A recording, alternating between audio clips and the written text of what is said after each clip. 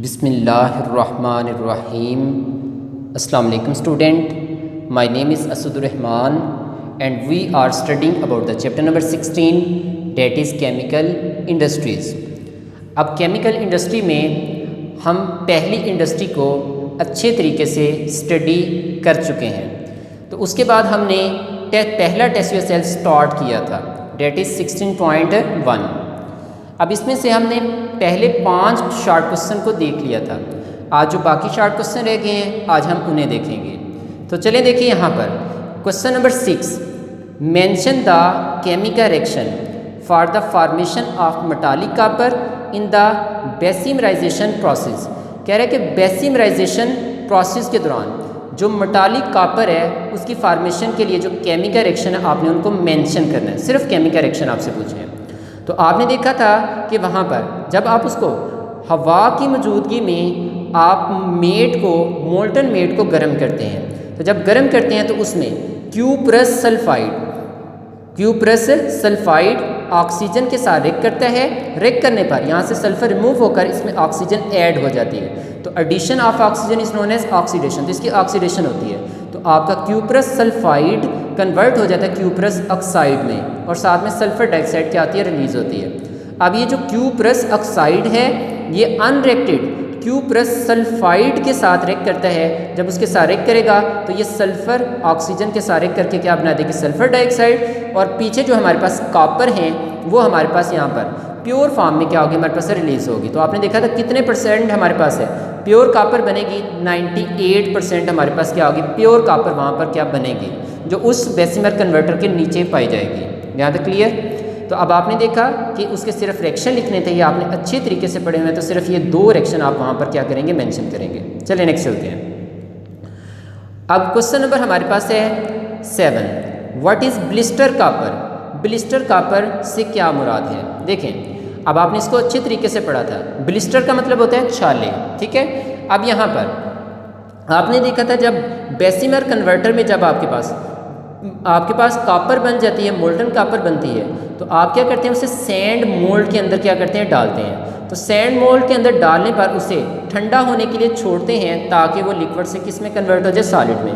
तो उसके अंदर जो सल्फर डाइऑक्साइड है वो उसमें से क्या करती है, एस्केप करती है। जब उसमें से एस्केप करेगी तो एस्केप करने पर उसकी सरफेस के ऊपर छोटे छोटे क्या बनाती जाएगी, उबार बनाती जाएगी। अब वो उबार जो है वो छालों की तरह होंगे। तो अब इस वजह से फिर उस कॉपर जब वो कॉपर लिक्विड से सॉलिड में जाएगी तो जहाँ जहाँ से सल्फर डाइऑक्साइड गैस एस्केप करके जाएगी वहाँ पर आपको छोटे छोटे उबार नज़र आएंगे, छोटे छोटे छाले नुमा उबार नज़र आएंगे। तो इस वजह से छाले नज़र आने की वजह से या उबार नज़र आने की वजह से उस कॉपर का नाम क्या रख दिया, ब्लिस्टर कॉपर। तो the molten copper metal is shifted from the converted to the sand moulds. कहते हैं कि हम मोल्टन कॉपर मेटल को हम क्या करते हैं, कन्वर्टेड से सैंड मोल्ड में डालते हैं and is allowed to cool, और डालकर उसे ठंडा होने के लिए छोड़ देते हैं। The dissolve gases escape out, उसमें से जो डिज़ॉल्व गैसेज हैं जैसे सल्फर डाइऑक्साइड गैस है वो क्या करेगी, एस्केप करेगी।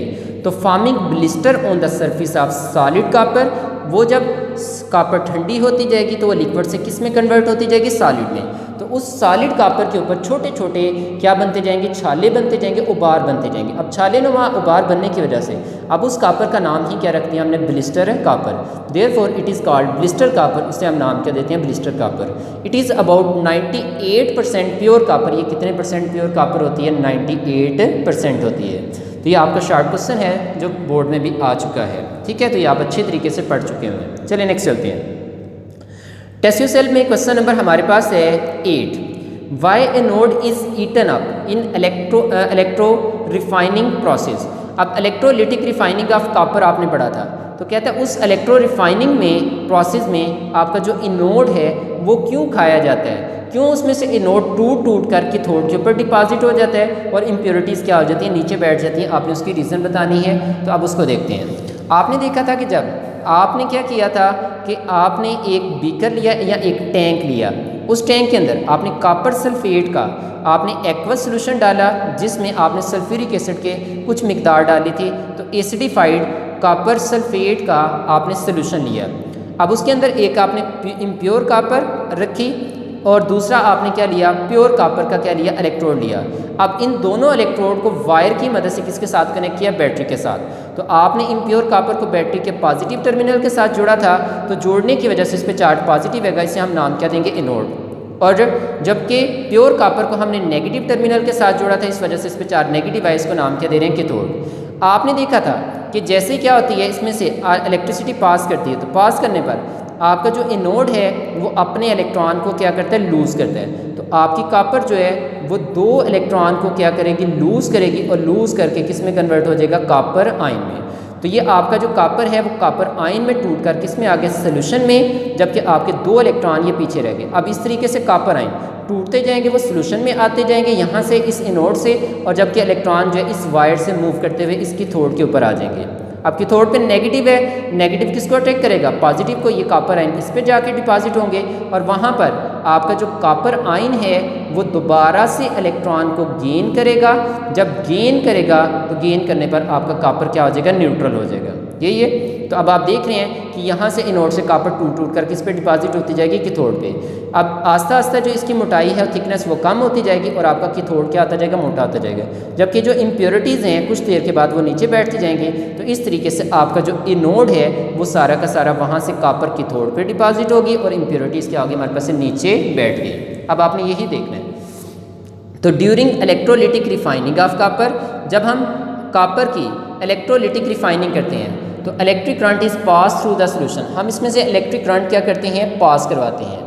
नेक्स्ट चलते हैं। तो impure copper dissolve to provide copper ion, आपके इस इलेक्ट्रोड से, इम्प्योर कापर से कापर इलेक्ट्रॉन लूज करके आयन की फॉर्म में यहाँ पर टूट टूट कर किस में आती जाएगी, सोल्यूशन में आती जाएगी। The copper ion are discharge by gaining electron from the cathode. अब ये जो कापर आयन है यहाँ से रिलीज़ होंगे, तो इस पर पॉजिटिव है, कैथोड पे नेगेटिव है, इसको अट्रैक्ट करेगा। तो ये उस पर जाकर क्या होते जाएंगे, अटैच होते जाएंगे, और वहाँ पर जाकर वो 2 इलेक्ट्रॉन दोबारा से गेन कर लेंगे जो यहाँ पर पहुँच चुके हैं। अब क्या होगा, the copper ion are discharge by gaining electron from the cathode, therefore anode is eaten way. अब कापर जो है वो एनोड से किस पर डिपॉजिट होती जा रही है, कैथोड पे। तो copper atom deposit on the cathode, copper atom जो है वो कैथोड पे डिपॉजिट होते जाएंगे, and make it a thick block, और वहाँ पर जो कैथोड है उसका बड़ा सा एक मोटा सा थिक ब्लॉक क्या कर देंगे, बना देंगे। ठीक है। Of pure copper metal and impurities like gold, silver settle down as anode mud, जबकि आपकी जो इम्प्योरिटीज़ हैं वो थोड़ी देर के बाद नीचे किस सूरत में बैठ जाएंगी, एनोड मड की सूरत में। तो अब आपकी कापर जो है वो कैथोड पे चलेगी, इम्प्योरिटीज़ नीचे बैठ गई, तो इस वजह से आपका जो एनोड है वो क्या होता जाएगा, ईटन अप होता जाएगा। यहाँ तक क्लियर। चले नेक्स्ट चलते हैं। क्वेश्चन नंबर 9 है हमारे पास, what do you mean by anode mud. Anode mud से आप क्या मुराद लेते हैं। आपने देखा था इलेक्ट्रोलिटिक रिफाइनिंग में जो इम्प्योरिटीज़ होती हैं एनोड के ऊपर, जब वो कापर जो है वो टूट टूट कर कैथोड पे जाता जाएगा, तो जो इम्प्योरिटीज़ हैं बाद में मड की सूरत में एनोड से नीचे बैठेंगे। अब कहाँ से गिर रही हैं, एनोड से। ठीक है, किस सूरत में, मड की सूरत में नीचे बैठ रही हैं, तो उस मड को नाम क्या देंगे, एनोड मड।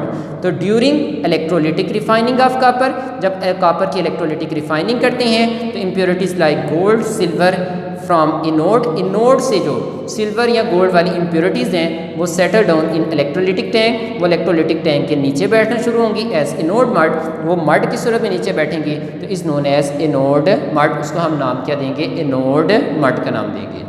यहाँ तक क्लियर हो गया। तो ये आपके जो हैं बाकी जो टेस्ट सेल के शॉर्ट क्वेश्चन थे वो हो गए।